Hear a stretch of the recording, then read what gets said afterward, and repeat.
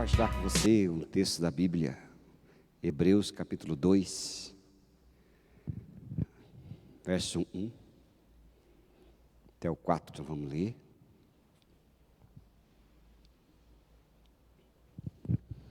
Então diz assim a Bíblia: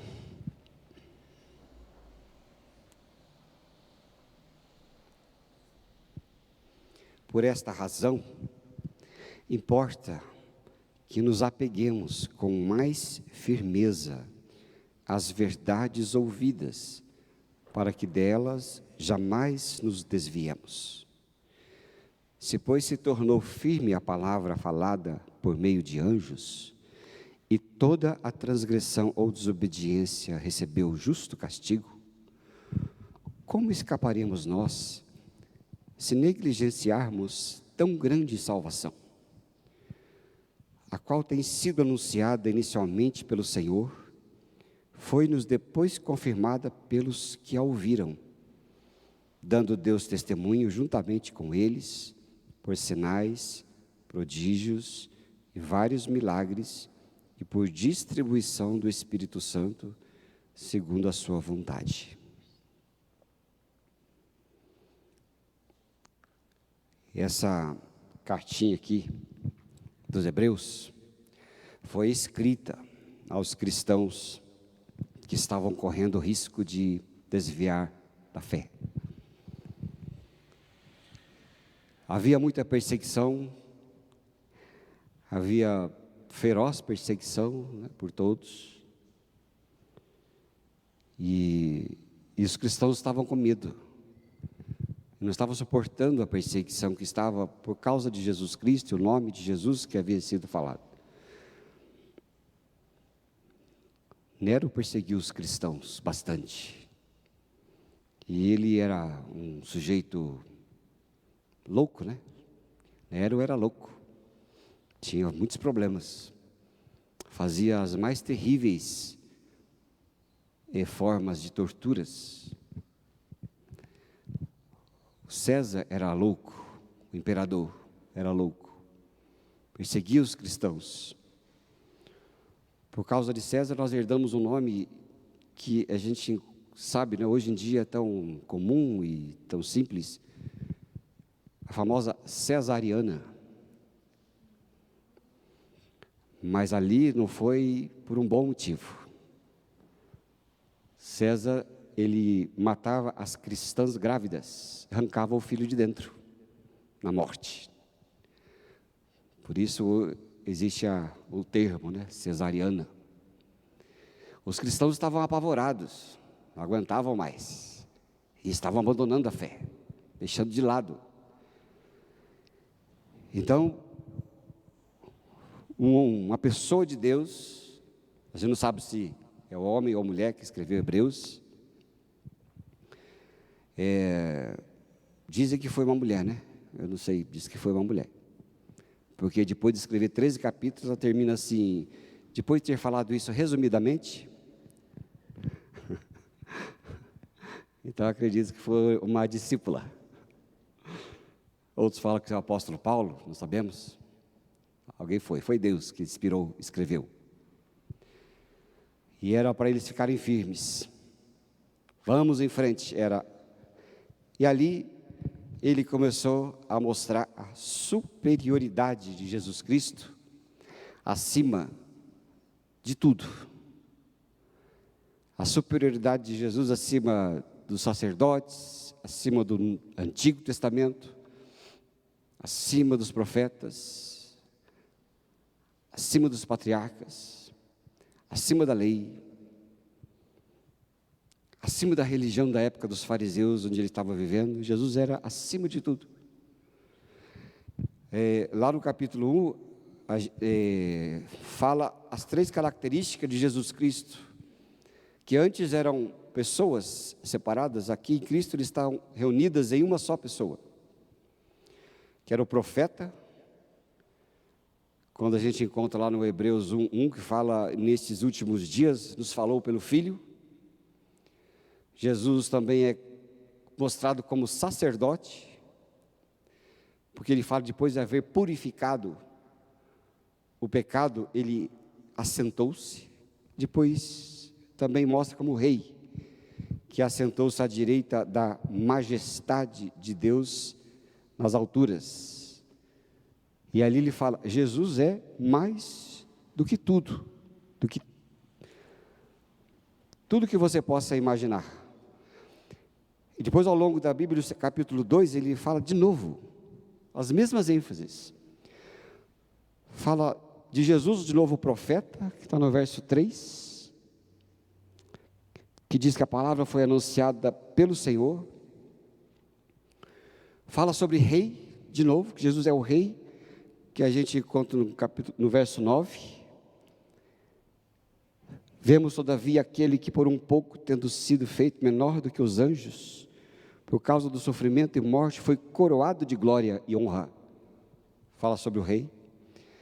E depois fala de novo sobre o profeta, no verso 17, que diz, por isso mesmo convinha que em todas as coisas se tornasse semelhante aos irmãos, para ser misericordioso e fiel sumo sacerdote. Ele vai mostrando Jesus superior a todas as coisas. Jesus é superior em tudo. E a gente, quando perde isso de vista, nós perdemos a alegria da vida, nós perdemos a energia da vida. A energia que Deus nos dá, que Ele nos reveste, que Ele fala para nós. Então, para que o povo não se desvie e caia em desgraça, ele fala aqui no verso 1 a 4, coisas importantes, né? Ele começa, importa que nos apeguemos, apegar, né? Eu sou apegado naquilo, guardo com cuidado, sou apegado, e a Bíblia fala isso, e ele fala também ainda, as verdades ouvidas, mostra que pede para a gente dar atenção profunda a tudo que entra ao nosso ouvido, porque a verdade foi dada a nós uma vez, que é Jesus Cristo o Senhor, mas às vezes a gente começa a ouvir tanta coisa, que as verdades passam a ser irrelevantes, de tanto ouvir, as coisas parecem se tornar normais, ouve demais e o povo já não dá mais atenção, é a lei da inércia, de tanto ouvir não ligo mais, meu pai fala tanto isso que eu nem escuto mais, já falaram isso? O fulano fala tanto aquilo lá que eu nem ouço mais, nem ouvi, e a gente relativiza as coisas importantes, grandes de Deus para nós, dos cristãos, e o perigo de achar as coisas normais, o pior inimigo hoje da igreja de Jesus Cristo, é a gente começar a achar que tudo é normal, e que a gente deve saber que as coisas são assim mesmo. É assim mesmo, né? Se a gente não fizer isso, nós vamos fazer o quê? Vamos morrer, né? Vamos sair do mundo, o que vai acontecer com a gente? A gente fica pensando nisso até que chega um tempo que a gente não liga mais, né? Uma coisa tão terrível que a gente tem ouvido essa semana, que deu maior conversa, né, no mundo, no Brasil todo, a questão do aborto, que está sendo votado, as coisas todas, e as pessoas, antigamente o que era importante, hoje acham que é qualquer coisa, né? O aborto com 3 meses, se não por fé, por ciência. A fé mostra que nós não podemos jamais concordar com esse tipo de coisa. Mas a ciência, se não é por fé, vá pela ciência. A ciência mostra que com 12 meses, 12 semanas, você já conhece o sexo da criança. É uma coisa absurda, só que de tanto escutar, a gente não ouve mais. E quem que a gente vai dar atenção? A Bíblia? Ou o sistema anticristo? Não pensem vocês que o anticristo virá com chifres e tridente. Ele não virá com chifres e tridente. Ele virá sorrateiro, bem sorrateiro, onde ninguém percebe mais o que está acontecendo. E quando a gente não perceber mais, ele já tomou conta. Então as verdades ouvidas jamais podem ser desprezadas. Aí ele fala, para que delas jamais nos desviemos. Nunca deixar de lado ou abandonar o caminho, de jeito nenhum. Não desviar nunca da verdade. O que a palavra de Deus diz para mim, isso nunca pode não deixar de fazer parte da nossa vida. Não é? O que a palavra de Deus mostra para mim. E a Bíblia mostra em vários lugares importantes. Vou ler com vocês 1 Coríntios 16, 13. Vamos ler junto, povo? Sede vigilantes, permanecei firmes na fé, portai-vos varonilmente e fortalecei-vos. Olha, sede vigilantes. A Bíblia fala em vários lugares para nós. Firmes na fé. Não deixe que outras coisas minem o nosso vigor, o vigor da nossa vida. Mas sejamos firmes, porque é vida para nós. O Evangelho é vida, tão grande salvação. A Efésios 6,11, que colocou ali para nós. Efésios 6,11, a Bíblia ainda fala, bora ler? Revesti-vos de toda a armadura de Deus, para poderdes ficar firmes contra as ciladas do diabo. Firmes contra as ciladas do diabo. O diabo arma ciladas para nós, para pegar-nos e nos destruir. Não é? Ele não gosta do ser humano, porque o ser humano foi feito a sua imagem e semelhança, superior a ele, superior aos anjos. Nação santa, raça eleita, um povo escolhido, uma propriedade. Olha só, vale a pena a gente ler 1 Pedro 2,9, Demar. Olha, por que o diabo quer destruir os cristãos? Mas não vai conseguir destruir os cristãos, porque nós cantamos aqui, lembra que nós cantamos?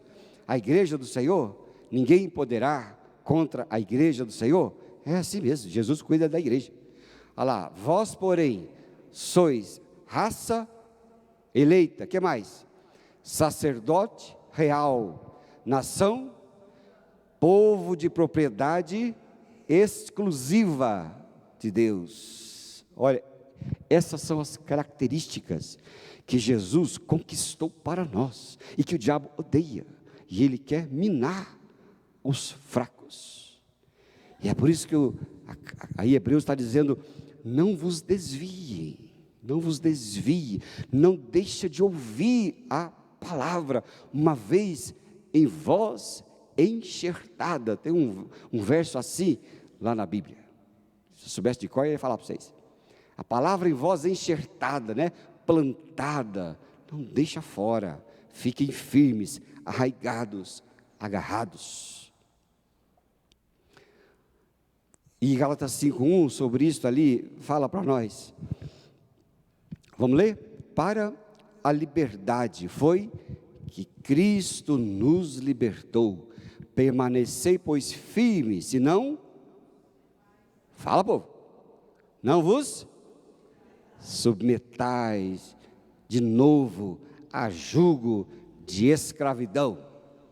Olha só o que a Bíblia fala para os cristãos, para que não se desviem, para que não sejam enfraquecidos, não desviem da fé, ou não deixem de cultivar a salvação sendo desenvolvida na vida. Por quê? Porque é um estado que a gente não gostaria de voltar atrás. Qual é o escravo que gostaria de voltar a ser escravo? Qual é alguém que saiu de um lamaçal e depois conhece as coisas boas e quer voltar atrás? A gente não quer voltar atrás, quer? Antigamente eu tinha o carro que a gente comprou, o novo, era um Siena. O nosso carro mais chique que compramos foi Siena, só que Siena não tinha ar-condicionado. Na hora de comprar, eu nem liguei para ar-condicionado. Que ar-condicionado? Não precisa, eu posso pagar esse. Ai, que coisa que eu fui fazer. Mas tá bom, né? Aí viajava, eu e a família toda viajava, na estrada fora assim, aquele calor, os vidros tudo aberto assim, os cabelos. Aí dizia assim, nossa, bem que podia pagar uns 5 mil a mais no ar-condicionado.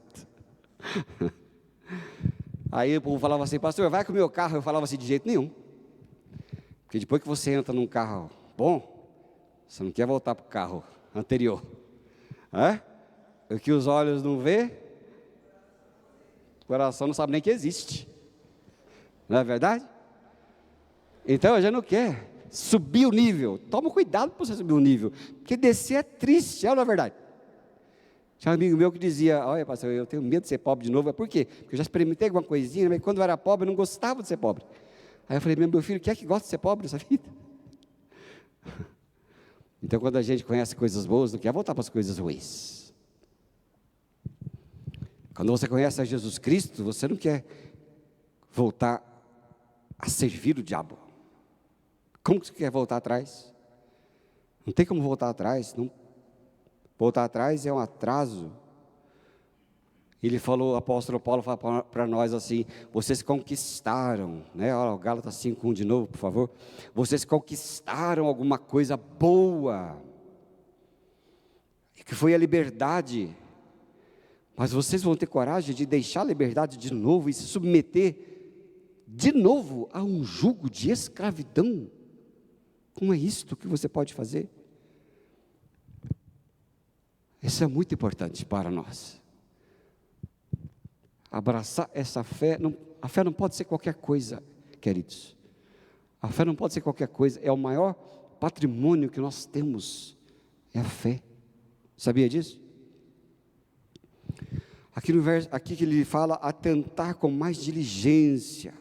Esta é a forma como devemos demonstrar nossa apreciação a Jesus Cristo e ao Evangelho. O Evangelho é uma herança. Não é à toa que a Bíblia fala que ele é um testamento. O Novo Testamento de Deus para vocês. O que é o testamento? O testamento é aquilo que nós como herdeiros recebemos, que são as riquezas de Deus para a nossa vida, e as descobertas que nós temos, é assunto de maior importância, né? Maior importância para nós, e nós devemos valorizar de modo muito grande, maior valor que temos. E a Bíblia, e ele continua dizendo algo importante para nós. Você presta atenção numa coisa. Vamos lá ver de novo Hebreus, aí 2, de novo. Presta atenção no verso 2. Se, pois, se tornou firme a palavra falada por meio de anjos, e toda a transgressão ou desobediência recebeu o justo castigo. A Bíblia está falando do Antigo Testamento, que o Antigo Testamento foi pregado por anjos, em muitas ocasiões, e os anjos alertavam sobre o distanciamento do Pai, de Deus, e o distanciamento de Deus veio grande destruição, muita destruição, tudo era destruído, povos foram destruídos. Abraão foi e teve contato com anjos, e ali quando foi a Sodoma e Gomorra, ele foi resgatar o seu sobrinho, foi anunciado ali, anunciado o proto-evangelho. O que é proto-evangelho? É o evangelho do Antigo, que veio se revelar no Novo Testamento. E é engraçado que, dizia, Deus falou, vai ser destruída toda essa nação, Sodoma e Gomorra vai ser destruído todo mundo. E aí Abraão dizia, mas que coisa, né? Todo mundo vai ser destruído mesmo, será? Acho que ele via, né? Porque Sodoma e Gomorra era uma cidade grande, para a época era relevante. Toda grande cidade tem as suas mazelas, por isso há muita destruição. E ele dizia, se eu achar 50 lá, Deus falou, se eu achar 50, eu não destruo a cidade. Aí Abraão olhou e dizia, mas 50, acho que não vou achar 50 aqui. Vou achar um pouquinho, se eu achar 30, Deus, 30, se eu achar 30, não destruo. Aí Abraão pensou bem, olhou a situação e disse, mas será possível? Foi abaixando, até que ele chegou, se eu achar 1. E Deus falou, se eu achar 1, eu não destruo. Imagina você qual era a situação de um povo sem Deus. Não tinha 1. Estava deprimente aquela sociedade, não estava? Achava 1. Deus falou, se eu achar 1, eu não destruo. E ali foi destruída. É por isso que Hebreus fala, com exemplos como esses, se a palavra ministrada por anjos teve um castigo grande, aí ele coloca o 3. Põe 3 para nós. Como escaparemos nós se negligenciarmos tão grande salvação, o qual tem sido anunciada inicialmente pelo Senhor e foi depois confirmada pelos que a ouviram? Se por anjos aconteceu, quanto mais nós, que foi anunciada pelo Filho, como escaparemos então de tão grande desastre? Então, a Bíblia está dizendo assim, cuidado que se vocês se desviarem, a coisa vai ficar muito feia. Porque se não for escapar o povo lá atrás, o daqui também não vai escapar. Cuidado para que o que vocês têm ouvido, de tanto ouvir, já não escutam mais. E uma das táticas do diabo é às vezes, exatamente essa, impregnar um povo com falsos profetas e falsos falsos profetas com um falso evangelho, de modo que de tanto ouvir bobagem, já não escutam nem mais o que é verdadeiro. É ou não é? Esses dias pegaram aí um pastor aí que estava vendendo finanças.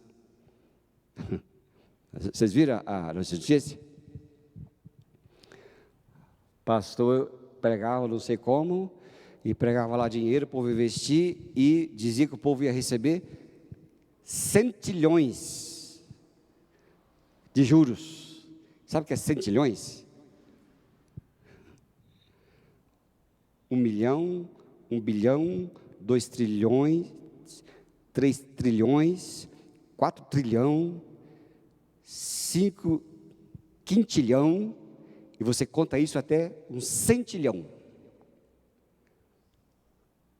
Aí eu falei, bem feito para quem perdeu. É bem feito para quem perdeu, para acreditar numa coisa dessa. Não é? É bem feito para quem perdeu. Como é que vai ouvir esse tipo de coisa? E vai por aí afora, sorrateiramente entrando no meio dos crentes, enganando todo mundo. Se você não conhecer o Evangelho de Cristo Jesus de verdade, você é enganado. Depois não vem reclamar não. Nem pedir para Deus restaurar não a sua perda. Ai, Deus restaura a minha perda, né? Dei para aquele pastor 1 milhão, queria 100 milhões, né? E agora estou nessa situação, vou fazer campanha, corrente de oração. Você vai apanhar com essa corrente. Como é que pode uma situação dessa? E ele fala, se voltar atrás, pior coisa vai acontecer. Pior coisa vai acontecer. Porque tão grande salvação, não se volta atrás. Porque os que desprezam essa salvação já estão condenados, já estão presos nas mãos da condenação. Porque a Bíblia diz em João 3,18, põe para nós FB de emergência, que Jesus falou assim, ele fala primeiro do 16, vocês lembram, né? Deus amou o mundo de tal maneira que deu seu Filho unigênito para que todo aquele que nele crê não morra, mas tenha a vida eterna, não é? E depois o 17 ele continua, porquanto Deus enviou seu Filho ao mundo para que não julgasse ao mundo, mas para que o mundo fosse salvo por ele.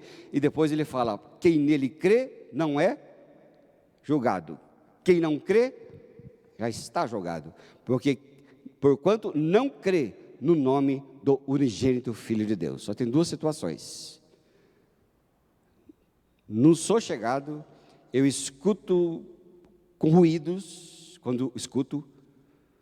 Infelizmente a gente passa por tanta igreja, e quando a gente pega uma igreja, já está todo mundo formado de um jeito, de outro, não tem como consertar. Às vezes, não tem como consertar, às vezes Deus liberta alguns. Bom, se a gente ficasse 30, 40 anos numa igreja só, aí o povo ia na mesma afinação, né? Na mesma batida, pam, pam, pam, pam. Mas quando me colocam essas opções, uma das minhas filhas, não sei quem foi, perguntou: mas aí pai, vai, Jesus vai voltar e vai fazer o julgamento. Vai fazer o julgamento, mas nós vamos pesar na balança, mais pecado, menos pecado. Não, cuidado com o julgamento, só tem dois julgamentos: é os que creram e os que não creram. Esse é o julgamento. Os que creram, vai. Os que não creram, fica. Este é o julgamento. Não tem pecadinho, pecadão, não tem essas coisas aradas aí que a gente fica inventando em cima de moral. É aquele que crê no unigênito Filho de Deus. A obra de Deus é essa. Qual que é a obra de Deus? Falta a memória, né? Mas o verso diz: a obra de Deus é esta. Qual que é a obra de Deus? Que creiais no seu Filho unigênito. Esta é a obra. Que creiais. Porque quem creu, descansa.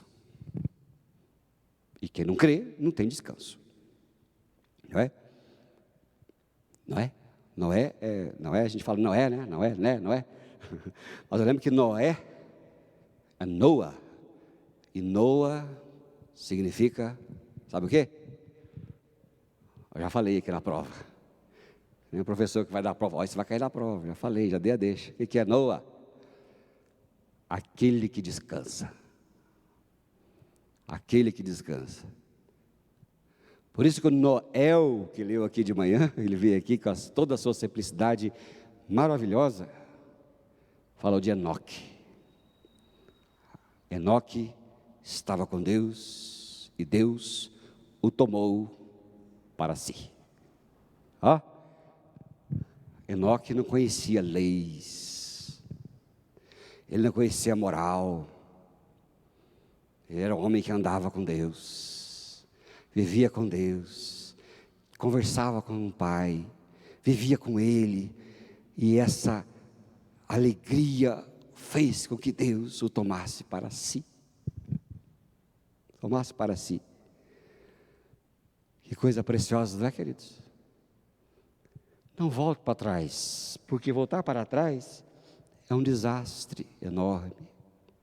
É um desastre enorme. Eu fui participar da escola dominical hoje, lá de uma classe aqui, e uma pergunta ficou martelando na minha cabeça, porque para mim foi muito difícil de responder. Não sei nem se eu estou conseguindo elaborar. Os benefícios da santidade.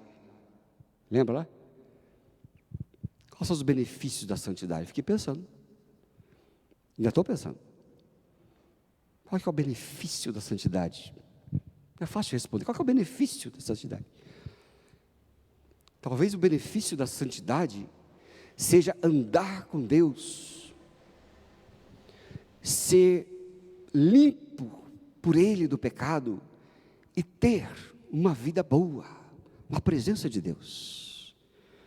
Esses são os benefícios da santidade, daquele que não olha para trás, daquele que não se importa mais com o jugo de escravidão do pecado.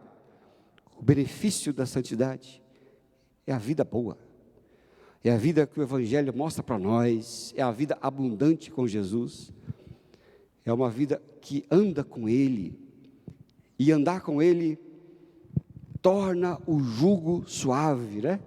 Torna o jugo suave, por quê? Porque eu não carrego o peso deste mundo nas minhas costas, porque eu tenho alguém maior e mais forte do que eu, para carregar por mim. Esses bancos que vocês estão sentados aí, quando alguém pede para a gente fazer alguma coisa aqui na igreja, os homens sofrem bastante, né, pastor Paulo? É, Valmir? Vocês não têm noção do que é carregar esses bancos. Todos esses bancos estavam enfiados aqui nesse altar e lá atrás daquela sala. E vamos colocar o banco no lugar depois que reformou o piso. Tinha banco que fala, meu Deus do céu, não é possível, não aguento mais, né? Porque isso aqui é pesado, viu, Rafa? Nem sei que essa forcinha isso aí, você não vai levar isso aqui não. É difícil. Mas é fácil quando tem alguém que, fartão, né? Que pega e levanta. Jesus falou assim, dá para você o seu peso, que você é fraco. Eu sou forte. Por isso que ele fala, tome sobre vós o meu jugo e meu fardo, que é suave, que é leve, e dá o seu, porque ele carrega os nossos fardos, e ele é poderoso para carregar os nossos fardos. Ele é o mesmo que nos ajuda a carregar os fardos, né, Benelza? Ele ajuda a carregar os fardos, ele ajuda em qualquer situação, ele ajuda nas nossas crises, nossas doenças, nossas falências, que a gente entrega e confia, e o fardo fica leve. Não olha para trás. Não olha para trás porque a obra foi dada para nós. E quando eu vejo o desastre que olha para trás e não busca a santidade, às vezes eu me lembro, ou de vez em quando eu sou lembrado, às vezes vai passando assim nesses negócios de internet, a gente vê alguma coisa, e uma das situações que mais me entristece, me deixa penalizado, porque lá atrás, naquela época, na época do mundanismo, eu gostava muito de ouvir aquela cantora, Whitney Houston. Vocês lembram, né? Os mais de 50 lembram, né? Os jovens não lembram, sabem nem quem é mais, mas vai procurar na internet que você vai achar, né? Mas era a voz mais linda do mundo, literalmente. Ela foi eleita a voz mais linda do mundo. Onde ela aprendeu a cantar? Na igreja. Na igreja que ela ouviu o evangelho. Na igreja que a mãe ensinava. Na igreja que a mãe andava mostrando o coral. É ali que encontraram aquela moça. É ali que aquela moça despontou. Se caminhasse na santidade, estaria viva até hoje, não é? Estaria viva, bonita, estaria viva, parecendo, né, por aí, a gente olha e diríamos, nem parece que tem essa idade. Você não fala assim com algumas pessoas? Fala ou não fala? Vocês já ouviram na televisão a Vera Fischer, 70 anos mais, talvez, acho que 70, né? Aí você olha e fala assim, meu Deus, não é possível a situação dessa. Olha a beleza dessa mulher. Que veinha bonita. Que veinha bonita. Mas morreu sem 11 dentes na boca. Morreu numa banheira de hotel. Impregnada com droga. 3 anos depois, a sua filha também, na mesma situação, foi encontrada do mesmo jeito que a mãe, morta em uma banheira de hotel, afogada.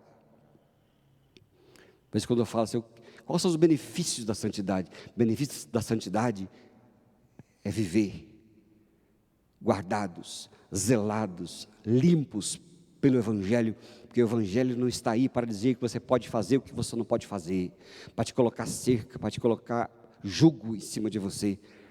É o que diz a Bíblia que nós acabamos de ler, não sei onde que nós lemos, mas ele não veio para julgar o mundo. Não foi isso que nós lemos ali? Não lembro qual o verso que nós lemos, mas para salvar o mundo.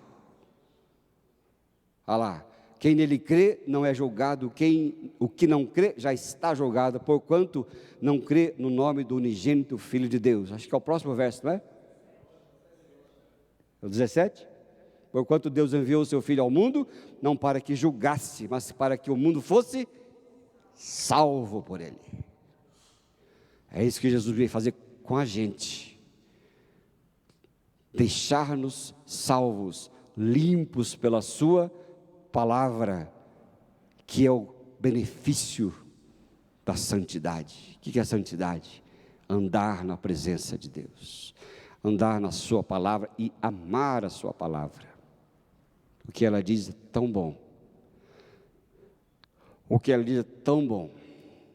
Que palavra maravilhosa. Estou lá em casa com aquela Bíblia do Spurgeon de novo, e eu peguei ela para reler. Eu estou lendo, toda noite estou lendo, e fico irritado porque eu não posso ler, né? Porque eu não tenho tempo para ler o suficiente, mas eu queria ficar mais sentado lendo, ficar lendo aquilo tudo, porque eu gosto muito, e isso tem me despertado o espírito esses dias novamente. Eu gosto daquilo, e eu fico riscando, escrevendo. Eu não economizo Bíblia não, viu? Eu pego essa Bíblia aqui, eu risco, eu amasso, eu dobro, eu marco, eu risco. Afinal de contas, essas Bíblias que a gente tem vai durar mais do que a gente.